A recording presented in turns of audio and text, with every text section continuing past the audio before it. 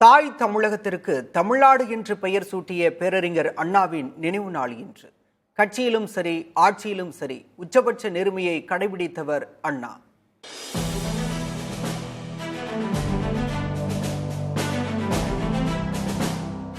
தமிழ்நாட்டின் வரலாற்றில் உயர்ந்த கண்ணியத்துக்கும் நயத்தகு நாகரிகத்துக்கும் பேர் போன அரசியல் அண்ணாவினுடையது.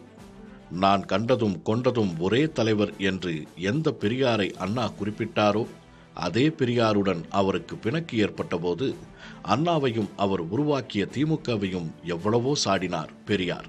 அண்ணா ஒரு நாளும் பெரியாரை விட்டுக் கொடுக்கவில்லை.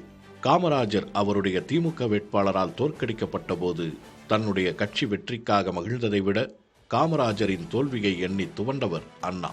வரலாற்றில் காமராஜரின் இடத்தில் ஒரு தமிழர் அமர இன்னும் 100 ஆண்டுகள் ஆகும். தோற்க வேண்டியவரா அவர்? காமராஜர் தோற்றிருக்க கூடாது, அதுவும் தோற்கக்கூடாத சமயத்தில் அவர் தோற்றிருக்கிறார் என்று சொல்லி கண்ணீர் உகுத்தவர் அண்ணா. ஆட்சி மாறியதும் எல்லா அதிகாரிகளையும் மாற்றுவது அரசியலில் இயல்பு.